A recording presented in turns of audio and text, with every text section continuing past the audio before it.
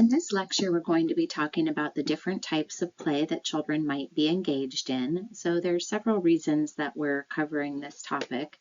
One is that when we are talking in class, so when we're talking about how infants and toddlers and school-age children and children with disabilities play, we want to have common language. We want to have definitions that we have all covered, so that when we're having those conversations later, the terminology that's being used makes sense. But also, this is the language that is typically used in research and by assessors, school psychologists, special educators, educators in classrooms. These are the terms when defining and talking about play that are used when we're doing observations and evaluations. So various reasons why we want to have common definitions and sort of an agreed upon understanding of what kinds of play children might be participating in. First type of play is physical play. So physical play is when children are moving their bodies. Now we're also going to be talking about moving bodies, but in a different way in a minute when we talk about object play. But so I want you to separate out a little bit what we're going to talk about on this slide and what we talk about on the object play slide. But this type of physical play involves primarily like really large motor things. So the rough housing, the rough and tumble play that we were talking about in the play benefits lecture. Unstructured physical play, so this would be just when children are just doing the things that they do. They're jumping, they're swinging their arms, they're running around in circles, they're climbing on things, just whatever it is that they want to be self-directed in moving their bodies. That would be unstructured physical play.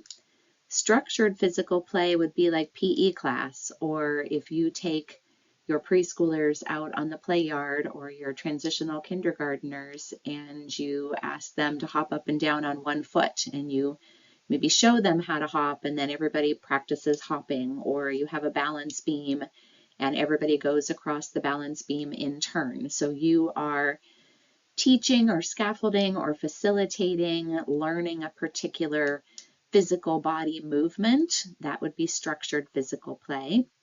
And then sports, again, we talked about this in the benefits to play lecture and suggested that perhaps youth sports wait until children are 6, 7, 8 to begin, but sports would be playing on teams, playing with rules.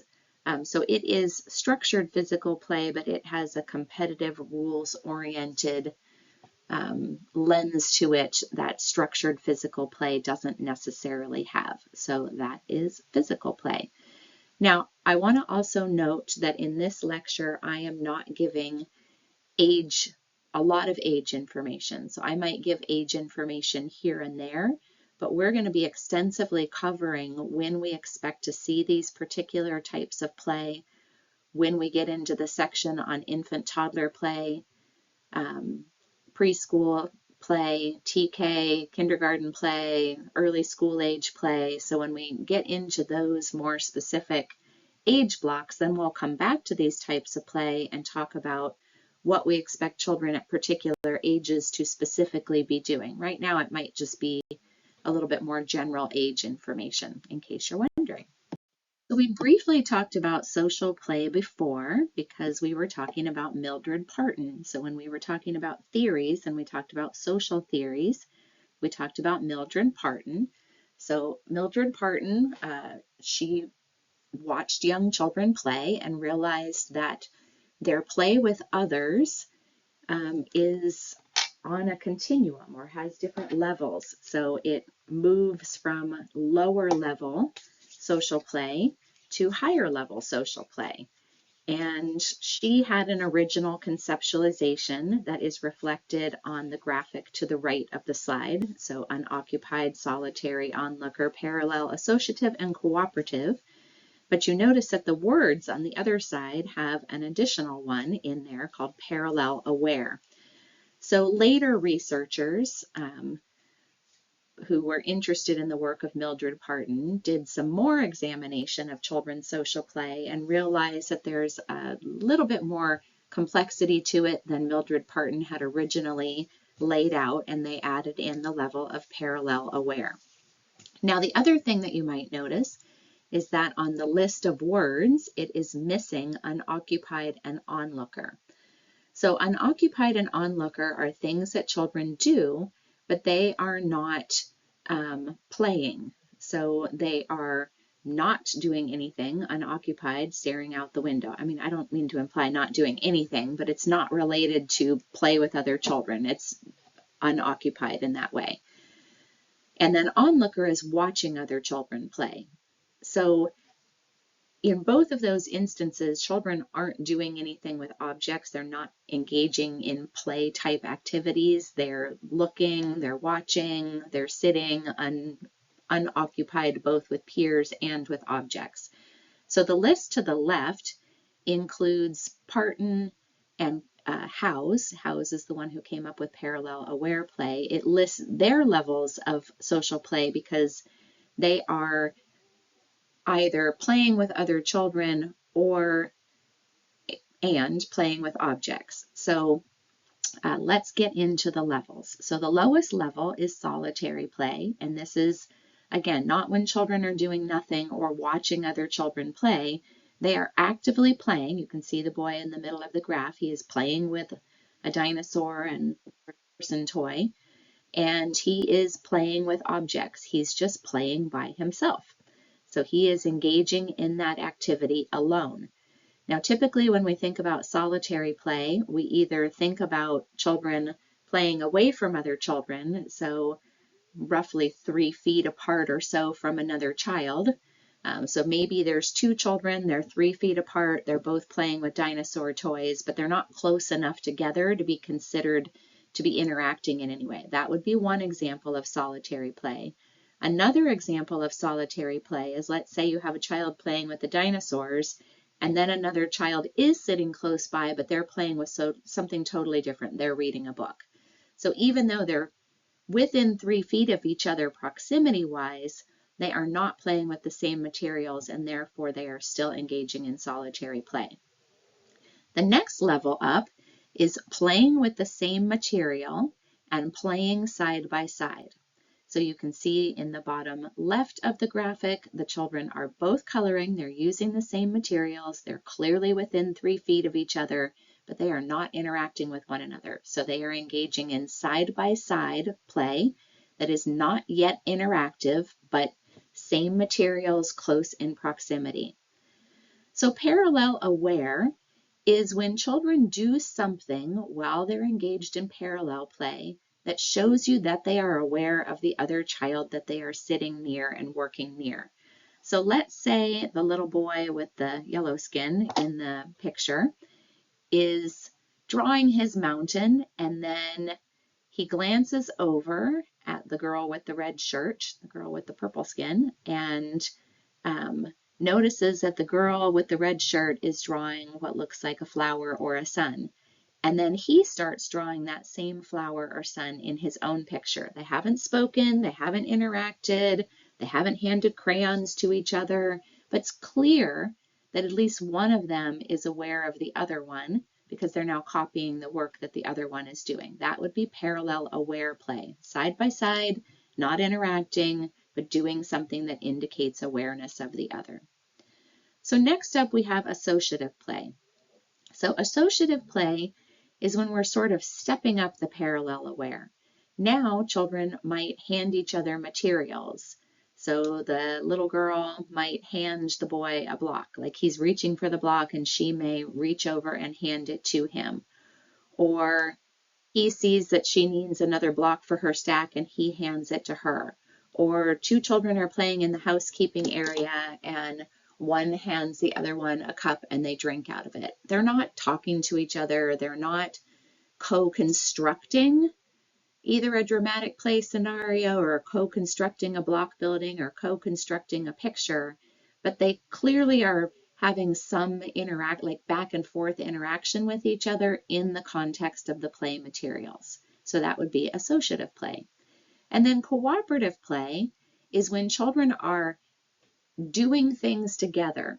And the doing things together is how that task works. So those children who are playing a game, it looks like they're playing Chutes and Ladders. If one person leaves, it changes the nature of the game. If two children are building a block structure together and one of them leaves, it changes the nature of the block building. If two children are playing in the housekeeping area and one is pretending to be the mom and the other is pretending to be the baby and the baby leaves, it changes the nature of the play scenario. So that's part of cooperative play, but it's also planning together, determining how the play is going to be structured together, working together in and around and with the play. So a much higher level of social play. And we definitely expect children by the age of 3 or so to start engaging in some cooperative play. And definitely by the time they're 4+, they should be doing a fair amount of cooperative play, although a lot of kids still do a lot of solitary play as well. And again, we'll come back to that age information later on. So let's talk about object play. So object play, we have briefly touched on before. This is from the work of Piaget.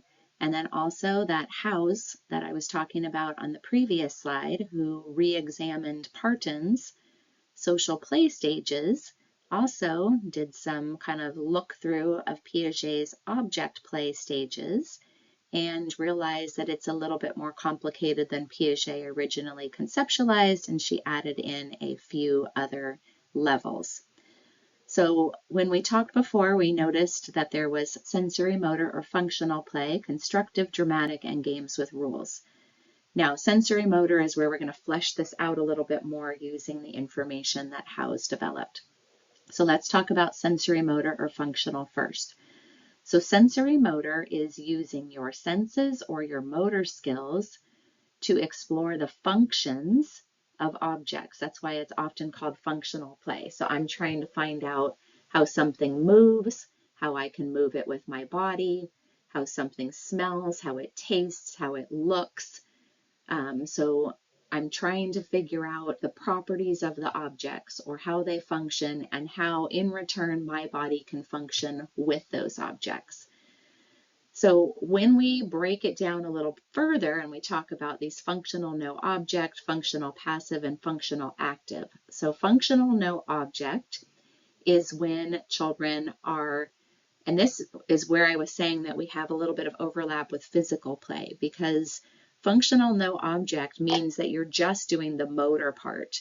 You don't have an object, you're exploring how your body moves, because how your body moves is important to figure out first so that then you can figure out how your body moves with objects. So how do your arms swing?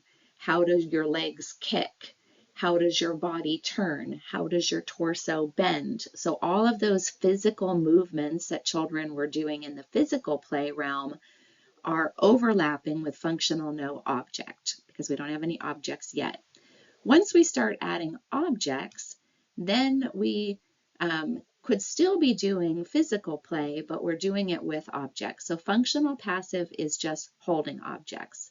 So when children walk around and carry their little stuffies or their loveys, this is a good example of functional passive. Functional active is when you have an object and you're now seeing how you can make it move, what you can do with it. So when babies put objects in their mouths and mouth around on them, that's functional active. When they wave objects, when they bang objects, when children squish objects, when they sift through objects, those are all functional active activities. The little girl to the left on this slide, she is engaging in constructive. So constructive is generally using materials in the way that they were intended and constructing something. So, and you can think about it loosely too, because it actually includes reading books, because that's what we're supposed to do with books is read them. Painting pictures, building block structures, putting together puzzles, putting together manipulatives, all those things that we're doing something with an object to either create or to use it as it was intended. That would be constructive. Dramatic is pretend play. Now we're going to delve into pretend play a little bit more because it's a complicated one and it has even levels of its own. So for this particular slide, I'll just leave it at dramatic play is pretending, you either pretending to be someone or pretending that objects are something else. So maybe a child is pretending to be a mom, maybe they are pretending that a block is a phone. That would be in the dramatic play realm. And then finally, games with rules would be sports, because you have to follow rules in sports. It would be playing board games. So anything where the rules are already made up, the rules are already set. So when you play Chutes and Ladders, it comes with instructions. When you play a game of soccer, soccer has rules that go along with it. Remember, dramatic play and constructive play can have rules, but that's the unconstrained, where the rules are created by the player. Games with rules tend to be constrained because the rules were created by someone else and are being applied to the game that children are playing. As I said, dramatic play is kind of a special category in that it has its own levels. So again, I want to really remind that with the exception of physical play, that slide, we were not talking about different levels. We were really just talking about different types of physical play.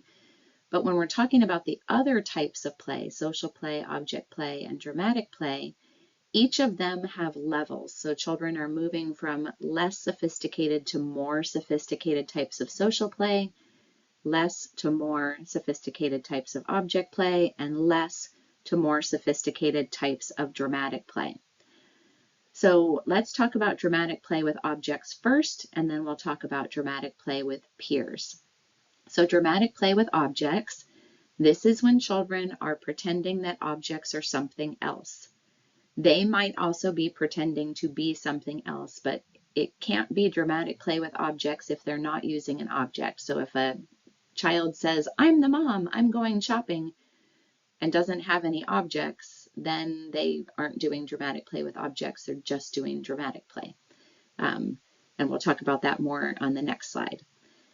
So children start by needing realistic objects.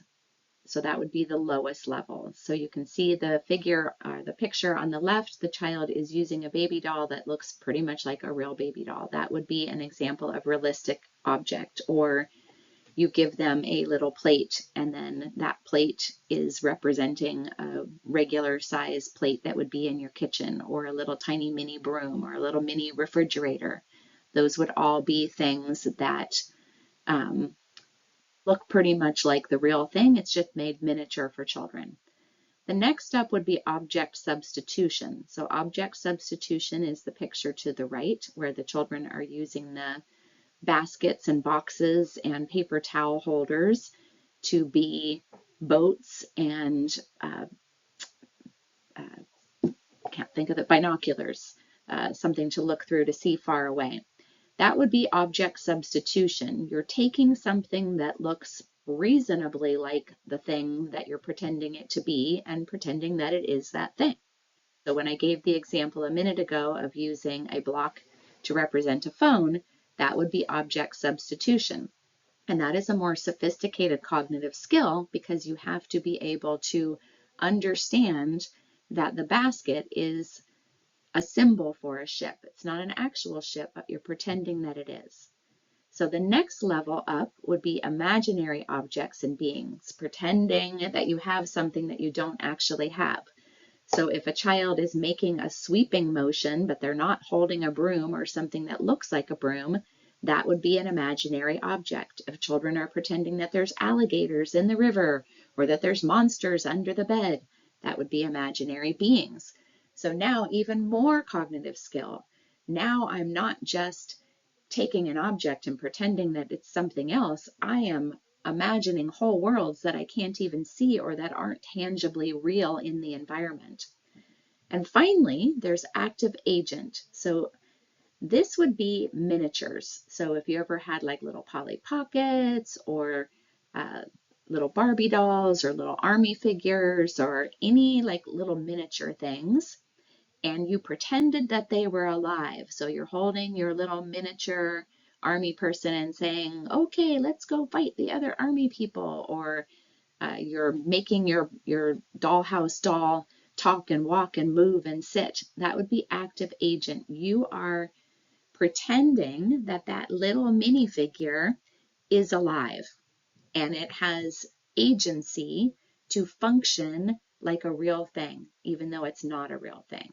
But that would be not just like child-sized, realistic-looking things. This would truly be like little miniature things that there's no way, like that baby doll, to go back to the picture on the left, that baby doll is too little for us, but given how tiny that child is, that's probably a realistic baby size for her stacking up against a real baby. But if it was like a little miniature, only like 1 inch high, that would be a totally different realm. And if you're pretending that that little 1 inch high baby is talking and moving, then that would be active agent. So finally, for our different types of play, we have dramatic play with peers. So generally this involves objects. It doesn't have to.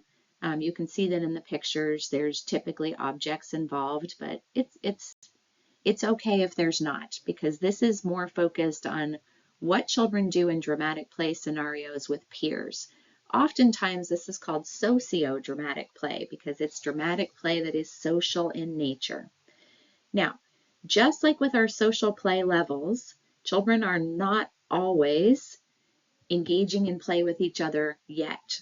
Sometimes they're doing things that are just practicing, getting ready to. So for example, a very young baby might do something, well, not a very young baby, but a young toddler, an older baby might engage in something called pre-pretense. And I will just give you one age piece of information. Children typically don't do any dramatic play until they're about a year old. They need to have symbolic abilities and beginning language abilities before they can do dramatic play. And we'll talk more about that in the infant toddler lecture. But babies around 1 to 2 may do something called pre-pretense, where they are briefly, very briefly, doing something that looks like pretend play, and you go, huh, did they just pretend to do something? So maybe they'll lay their head on a pillow and close their eyes, like they're pretending to sleep. Or maybe they pretend to cry, but only for a brief moment. So it's very fleeting. It's almost hard to even say that it is dramatic play, but that's called pre-pretense. So self-pretend is when you are pretending to do things that have been done to you.